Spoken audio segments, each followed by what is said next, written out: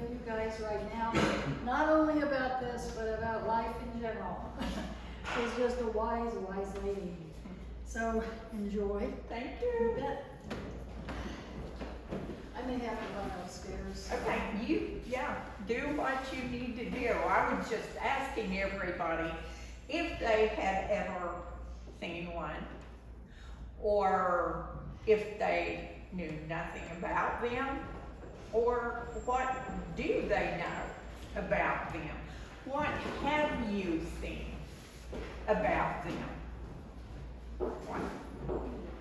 TV, Facebook, Instagram. I've been into this for too long. Yeah. Since the 80s. Yeah, I've been in this for a while before. There was there wasn't color TV. There was barely TV. I am Arla Williams. I was born and grew up and spent most of my life in Oklahoma. I had my first encounter when I was 6 years old. I was at my grandmother's. I was sitting in the dirt playing. I loved to play in the dirt with sticks and rocks and things, and I made things out of them. And I was sitting there playing, and I heard someone walk up, and I thought it was my grandmother. But when I looked up, it wasn't my grandmother. It was a young boy, Bigfoot. And he was probably 10 or 15 feet from me. He just walked out of the woods, walked over in front of me, and we just looked at each other. You know, and in my mind, I was thinking, boy, that's a hairy kid. He had a lot of hair on him, and I knew he was a boy. And we didn't say anything to each other. We just kind of looked at each other, kind of like kids will do. And then he turned around and went back into the woods. I got up at that time. I went into my grandmother, told her what I had seen, and I said, "What was that, Granny?" And she said to me, "What do you think it was?" She didn't tell me then. She wanted me to think for myself. Now, at that time, I didn't have in my 6-year-old mind a name or a reference for them. And after a while, my grandmother started teaching me about them. I would have experiences. I'd come in and tell her what happened. She always said, "Well, what do you think about it?" And I would tell her. And then we would talk about it. Now, she had her own experiences with them growing up and through her life. She grew up in the Boston Mountains in Arkansas, which is like part of the Ozarks right there. And she was a wealth of information. She told me that there are neighbors, and as our neighbors, we're supposed to be respectful. You know, sometimes you talk to your neighbors and sometimes you don't talk to your neighbors. And it's pretty much that way. If I'm out and I know that they're around, I might say, "Hi guys," and go on with my business. And they do the same thing. And then there are times when there's true interaction with each other. Now, for years and years, I thought my first encounter with them was at age 6. But a few years before my mother died, she asked me if I remembered something that happened when I was 3 years old. And I said, "Are you talking about where Daddy got the butcher knife and ran out of the house?" And she's like, "Yes, do you remember that?" And I said, "Well, sure." I was sitting on my mom's bed, the window was open. Mom was in the closet getting clothes ready for the next day. Daddy was getting ready to get in the bathtub. And I'm talking away to something, which wasn't unusual. But this was a conversation that my mother was like, "Who is she talking to?" She came out of the closet, looked at the window, and screamed, "Arla's sitting on the bed talking to some dirty, hairy man that's looking in the window." And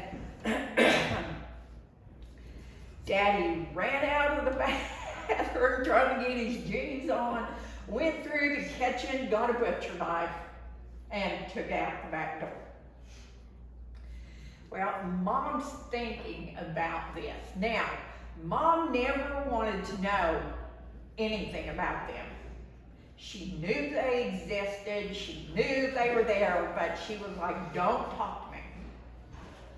And she never really had anything happen that would have had her go to my grandmother and ask her questions. She didn't want to know nothing about it. "I know what I know, don't talk to me about this." But she looked at me and she said, after we talked about the story, she said, "Arla, do you think that was a Bigfoot looking in the window?" And I said, "Well, Mom, what do you think?" She said, "Oh, I saw a Bigfoot." And it was just like this whole thing of her, it was all okay.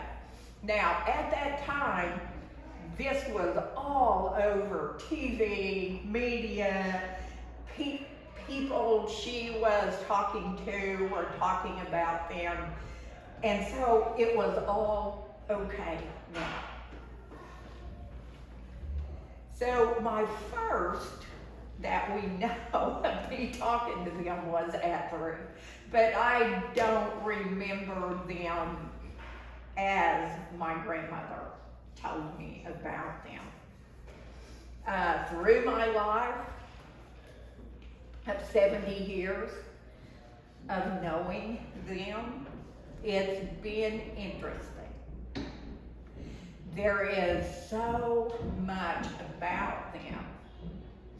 And I know from my own experiences and what my grandmother taught me how they are.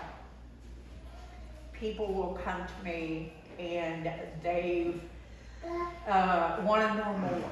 I want to know more about them.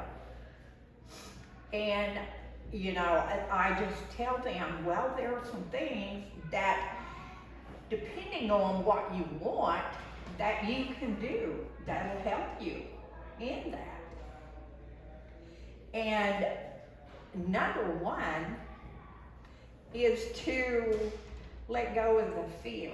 And I know that's a hard one. That is so hard for people to do. So I tell them, if you're in the woods and you feel that feeling that maybe they're around, start talking. Tell them who you are. Tell them why you're there. And in talking to them, if you can't get past that fear, then turn around and leave. Don't push yourself. Because if there's nobody there with you to help you through that, it can be pretty scary. I mean, they're big, and they're hairy, and they are loud. And just the seeing one can be very traumatic. Your mind goes into, What am I seeing here? What have I heard about them? That's a big key. If you're watching YouTube videos of them gonna break into somebody's house and they're gonna eat them, or they run them off, or whatever. Number one, if they want your house, they're not gonna just rattle the door dog.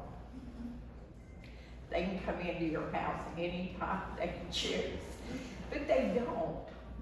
They don't do things like that unless you're ready for it. It's an interesting relationship with them. Roman here knows what I'm talking about. He's seen them for a long time. And yet there is still that little bitty thought of, do I really want to see you, and do I want to do it in the dark? Because in the dark, some of our senses don't work as well. And our imagination works twice as well. So these are two of my books. I have another children's book coming out here in a couple of weeks.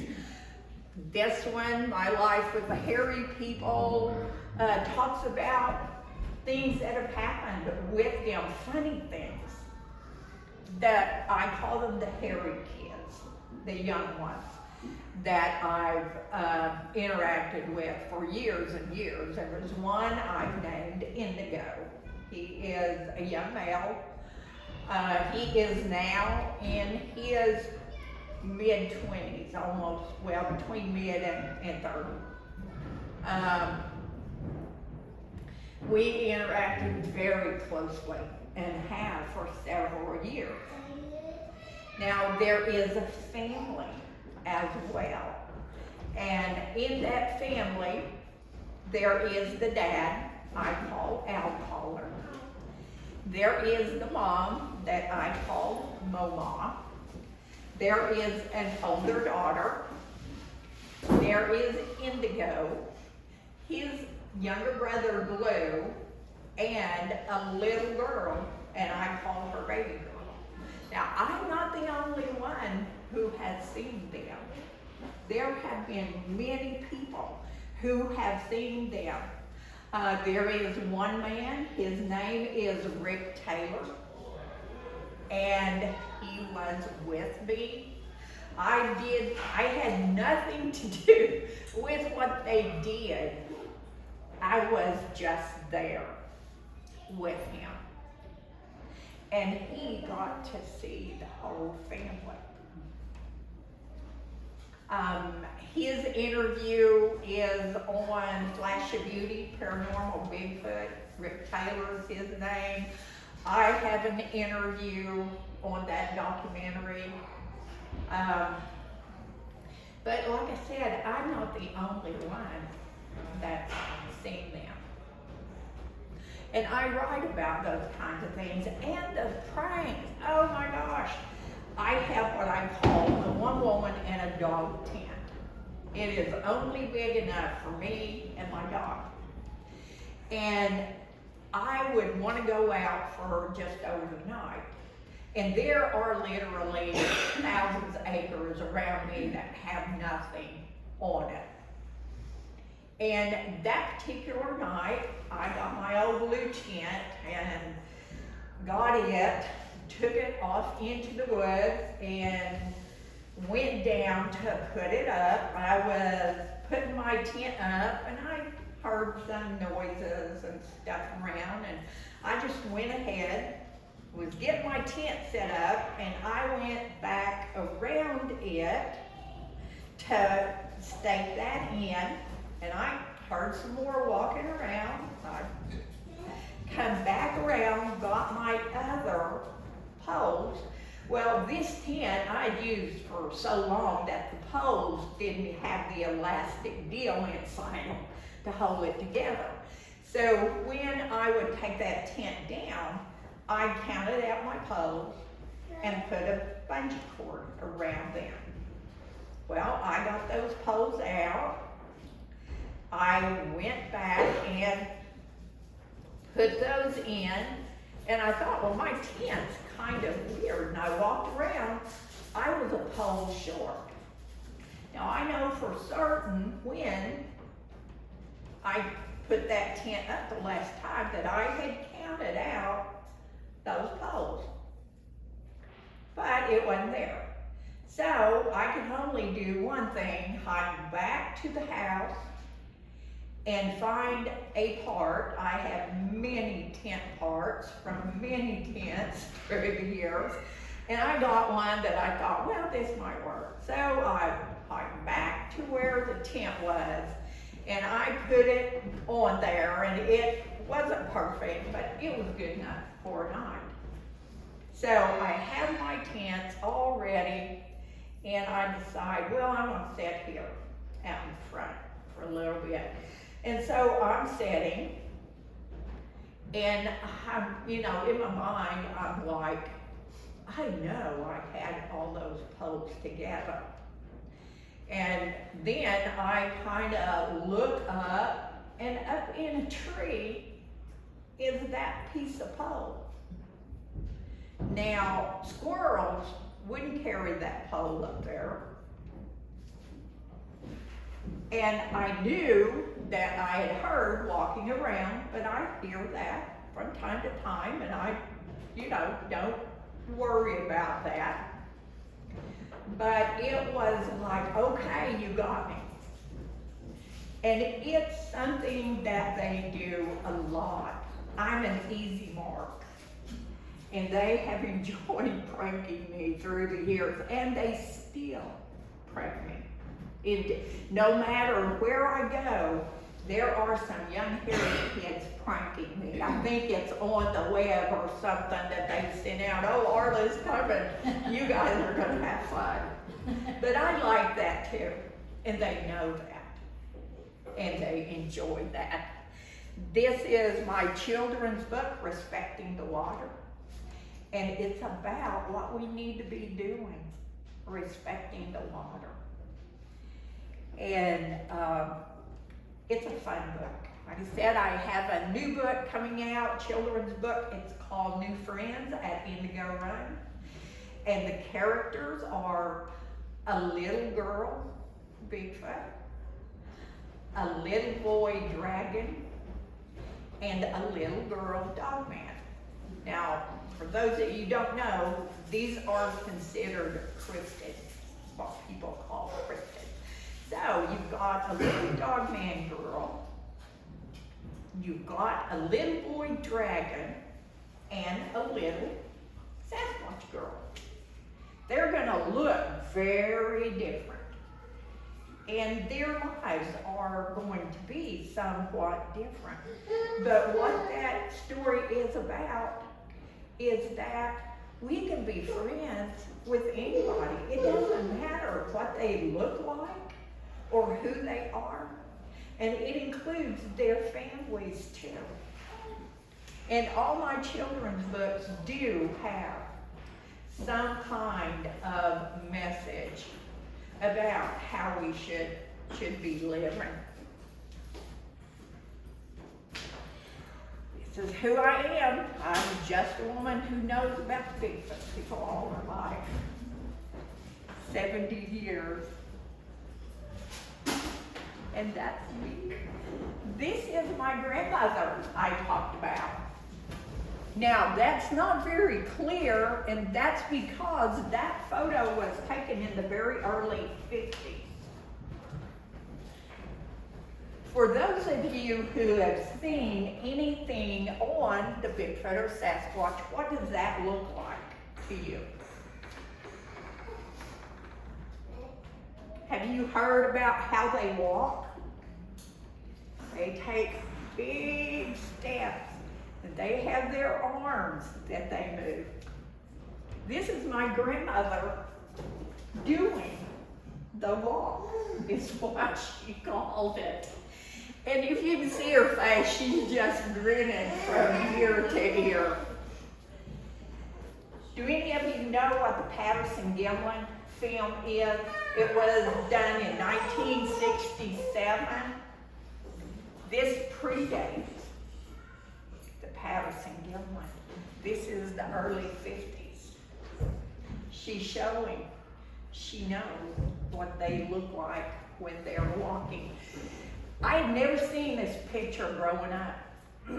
And she was in the nursing home and was getting rid of pictures and all kinds of things.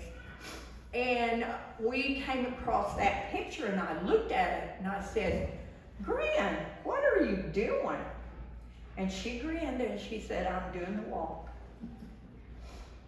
And so, you know, I'm a grown woman, grandmother, and I finally see this, and it is so special to me because it embodies who she is, her joy at doing this.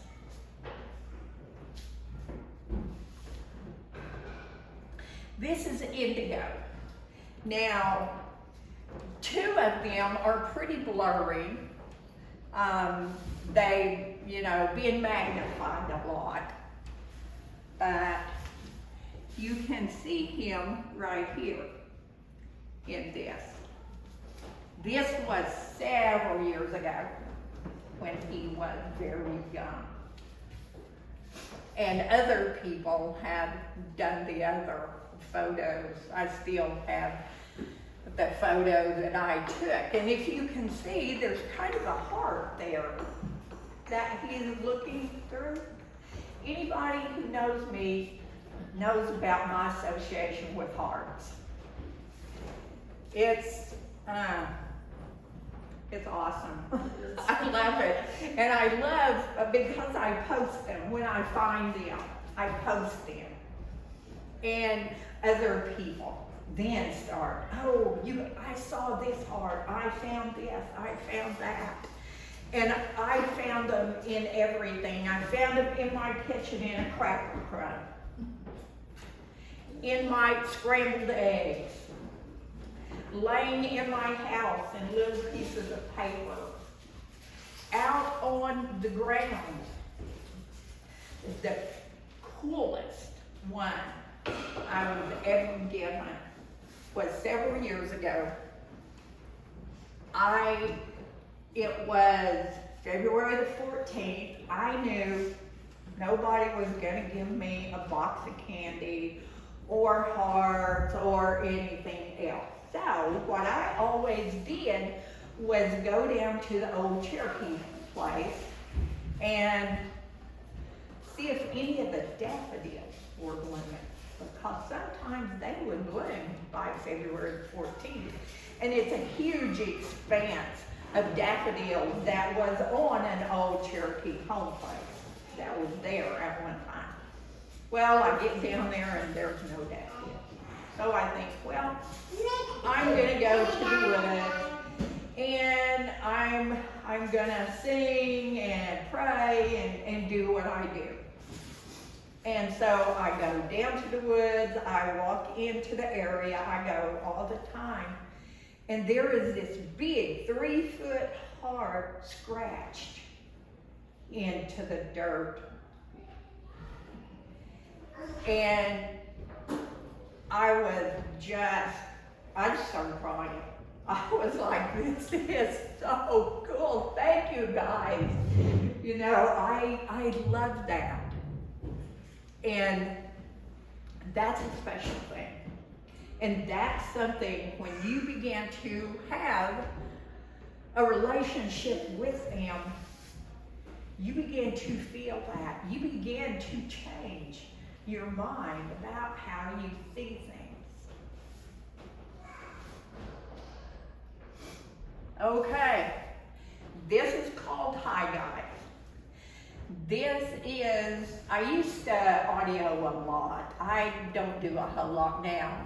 I'm laying in my cot, in my little tent, and I have a little Sony recorder, like they used to. They may still have them. And I hear him coming up. And I already know who he is.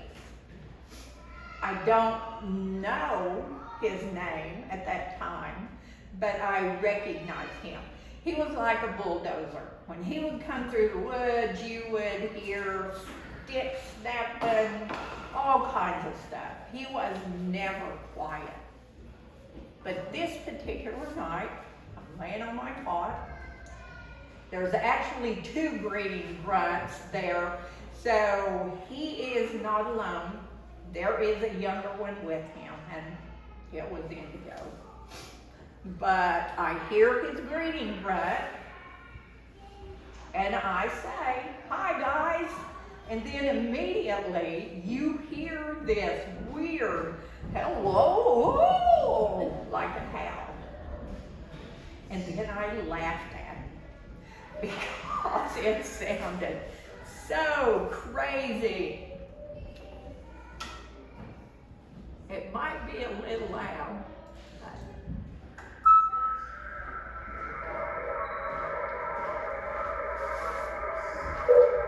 was a grunt.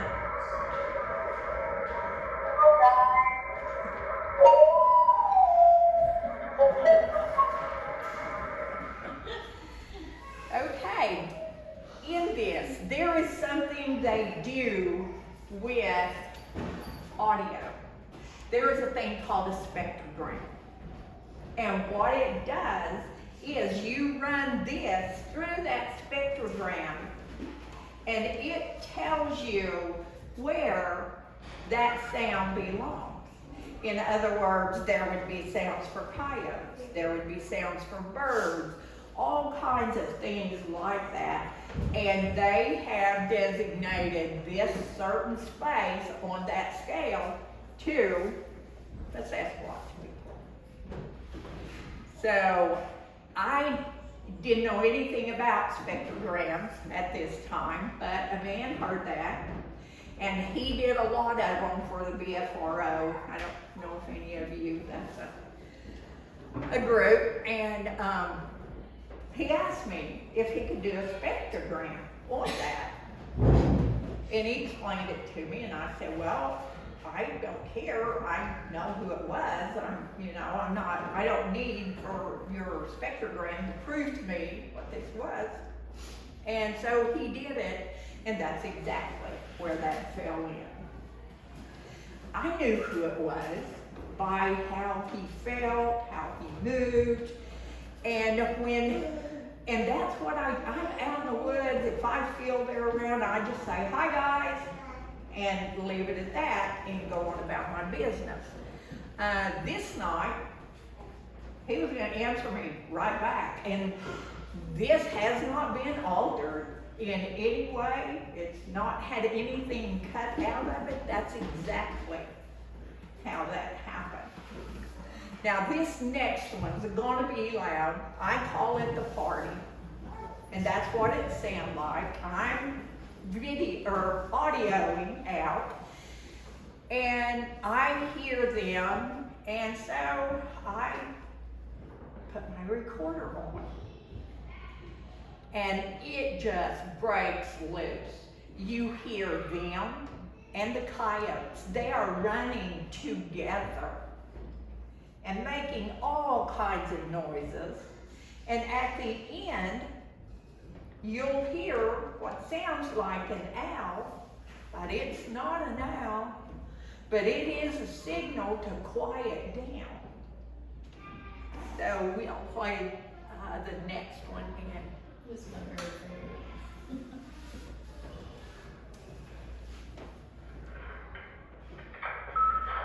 It might be loud.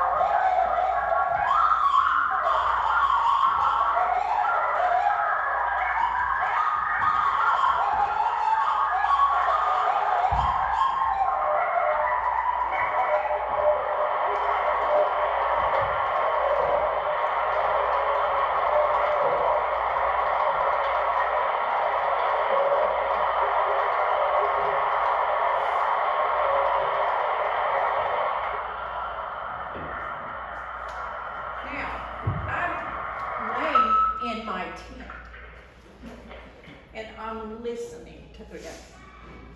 And I'm doing everything I can not to laugh. Mess up the audio. But they're just out having a good time. Like you get a bunch of kids together, you're gonna get out, and I know where I'm from and how I was, and my kids and my grandkids. You get out, you just get to playing and hollering and screaming. And so yes, they work with the coyotes doing that. And a lot of people say, well, they wouldn't get along with coyotes. Well, they're neighbors. They live in the woods together.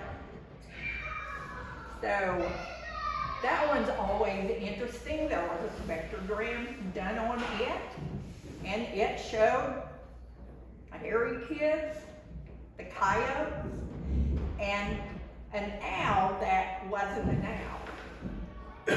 And that would have been Arla Colett, who is the dad. There has been a few people who have seen Arla Colett. He's over 13 feet tall. And that blows a lot of people's minds when you talk about something being 13 feet tall. Now, they don't have to be that tall either. There's a part of them that is interdimensional. And years ago, when I first came into this and started talking about them and sharing my experiences in public and on media and podcasts, I was given a name. And what they called what we were presenting was woo. Have you ever heard that term, woo? That's like the stuff that's made up at woo. But there was a group that didn't appreciate my sharing my stories because they were hunting one. They wanted to take a body. This wasn't true. Science hadn't proven this.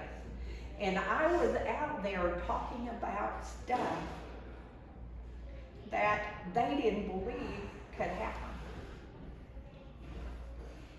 And so I was given the name of the Immaculate Mother of Woo.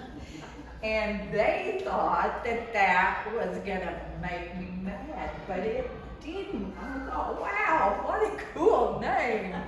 You know, so it's all about being able to tell your truth. I never set out to prove that they exist. I only wanted to help people who were having a hard time grasping what was happening to them. We're seeing stuff we don't understand. I heard this, I saw this. Because I'm not trying to prove anything, I'm just sharing my stories. The one thing I always ask people is don't throw them out. Don't throw those stories out, file them away. And if at some point in your life you have an experience or someone that you trust has an experience, then you've got at least a reference to go back and look at that and say, well, she said they did this. And that's what we should all do with any information that comes. Don't throw stuff out. File it away, because our world is changing so fast now in so many ways. No, we don't, no. Thank you. If there's respect between us, there'll be no problems. That's what my grandmother taught me.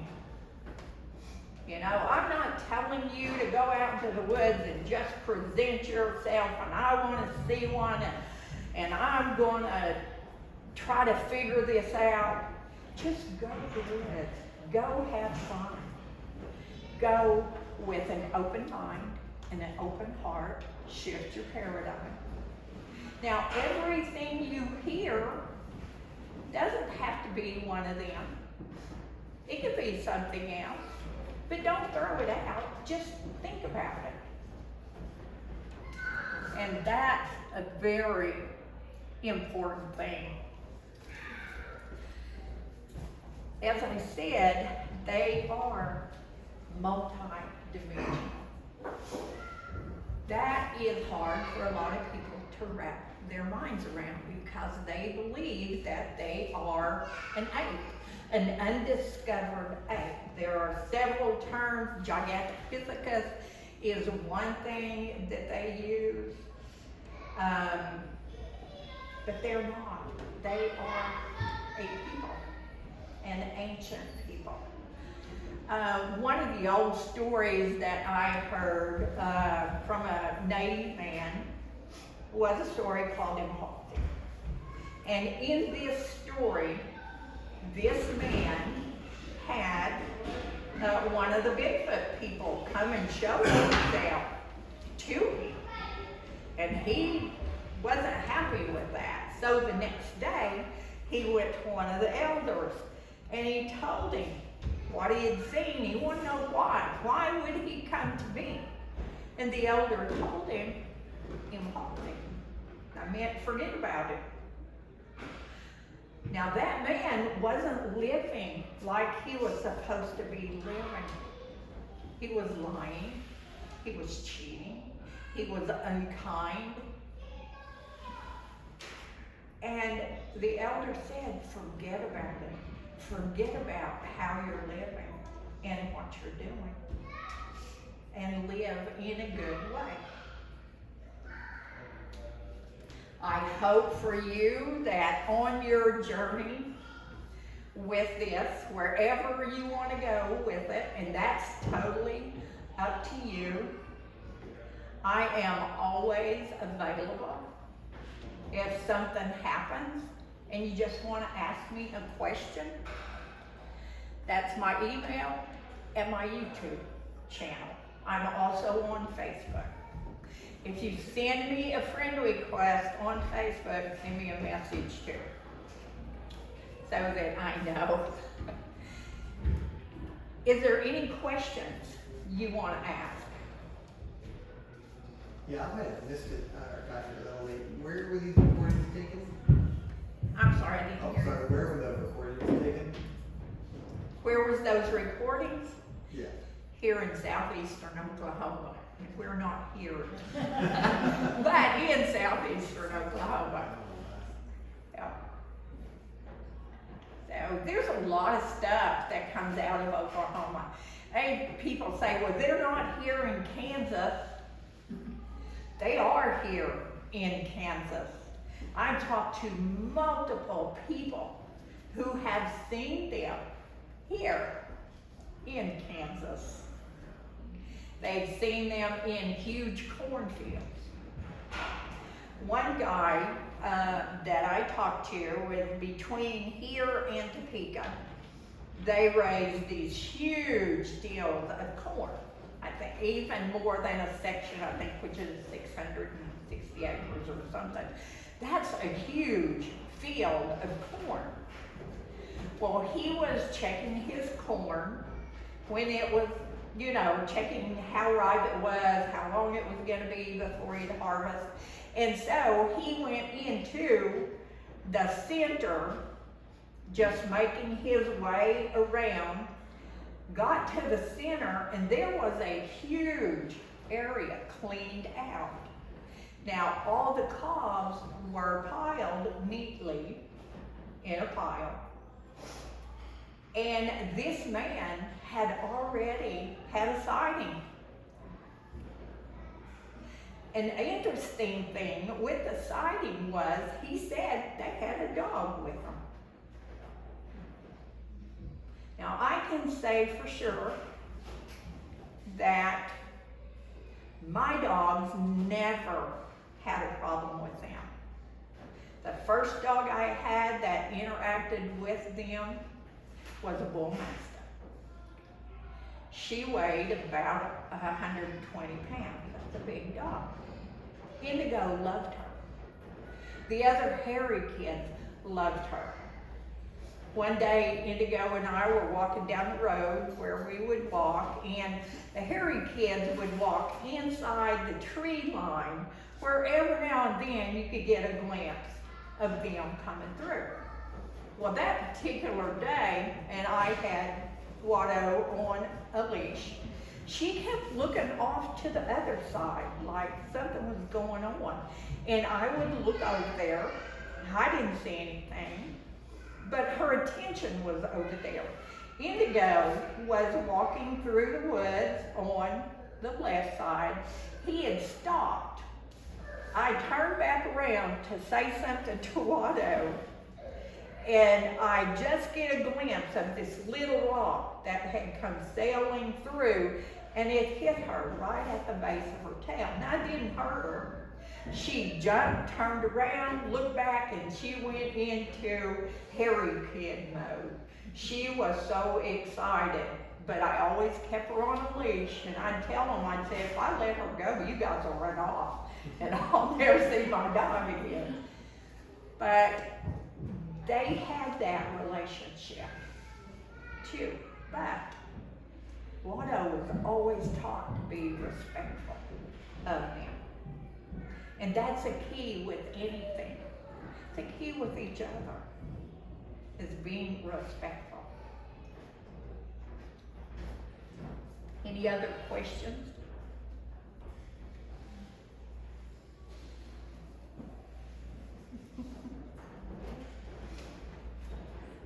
Is there anybody here besides Roland or maybe Linda who knows very much about them?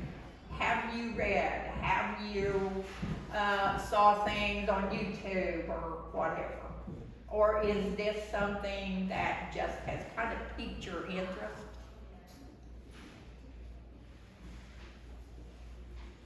There's a lot of information out there. There's a lot of programs that sit on.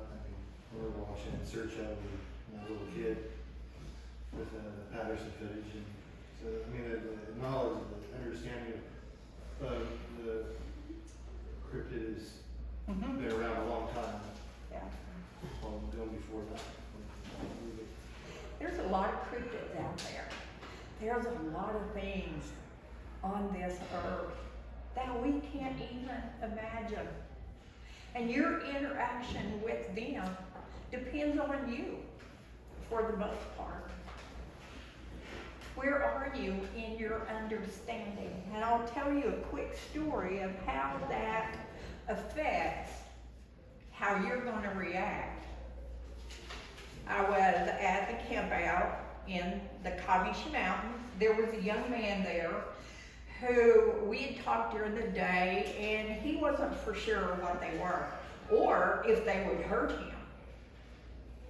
He just didn't know, but he still wanted to know more about them. As I do a lot when I'm sitting around a fire at night, usually it happens around midnight, I want to get up and walk off into the woods, and I do. I spend a good amount of the time in the winter when the full moon's out walking in my woods. I have trails that I can walk on, but the woods are so beautiful at night with the moon shining through. Well, I get up, I start walking down this little road. He said, Miss Arla, can I go with you? And I said, sure, come on. So we had talked a little bit. It was just like a single lane, kind of sandy, rocky road. There were a lot of trees, a lot of underbrush and things, so it was hard to see off the road. But we were walking and we hear heavy, bipedal footsteps walking towards us. And it's getting closer and closer and closer, and it stops just inside the tree line where you really couldn't see. And I'm just listening, and he says, "Are you afraid?" And I said, "No." And he grabbed my arm and I mean latched on to me. And he said, "You mean you're not afraid?" And I said, "No, I'm not afraid." And he grabbed me with his other arm. And he's hanging on to me. And I said, "Are you okay? Are you afraid?" And he said, "Yes, and I don't know what it's going to do to me." Now, if you took the report of that encounter, I'm going to say, I'm walking down the road, I hear one walking up, he stops inside the tree line, and I'm just standing there listening. His is, we were walking down the road and this started coming out of us and I don't know what it was going to do to me. He had already said he didn't know what they were and if they would hurt him. So his encounter was that. And that's what I have hoped to help people get through. Number one thing, when somebody comes to me and wants me to help them, I tell them, stop watching scary stuff on YouTube. If you're watching all of these videos where they're going to come and get somebody, or they're doing this or they're doing that, that's what's in your head. And that's going to color your experience when you have one. Like I said before, if you're out somewhere and you get this feeling like, I think there might be here, or I'm being watched, or whatever, just say hi. Tell them who you are. Tell them why you're there. And if you can't get past that feeling, just leave. Don't push yourself. Wait until you're ready to have that happen. Anything else? Okay. Thank you guys for coming. Thank you so much. I'll give you this little story. Okay, Linda's got a story. My dad was head of the biology department. This was back probably in the 70s, early 70s, and out by our airport out here, there was a family out there that contacted my dad and said there's a Bigfoot out here that's bugging us. It comes around at night and looks in the window and scaring us half to death. And this happened several nights, and so my dad and the head of wildlife and parks here in town went out there to investigate. And the lady that lived there was a nurse, and she had brought home these orange bottles, and she had put them on the back porch. Well, it was in August, and it was hot, and so they didn't find any tracks or anything, but going out in the woods, they found where it had bedded down. And all around the edge, it had these orange bottles, all around the edge of it. Unfortunately, it came back again, and the guy didn't want it around his kids, and he tried to shoot at it. And I guess he just came there and just looked at him like, well, why would you do that? And walked off, and that was the end of it. Yeah. Kind of a sad story, but Yeah. we've got it right here. I've got a tape out at my house several winters ago that there was flooding down in Oklahoma. And I think they were coming up the river, and because I had rocks thrown at me too on this one river road.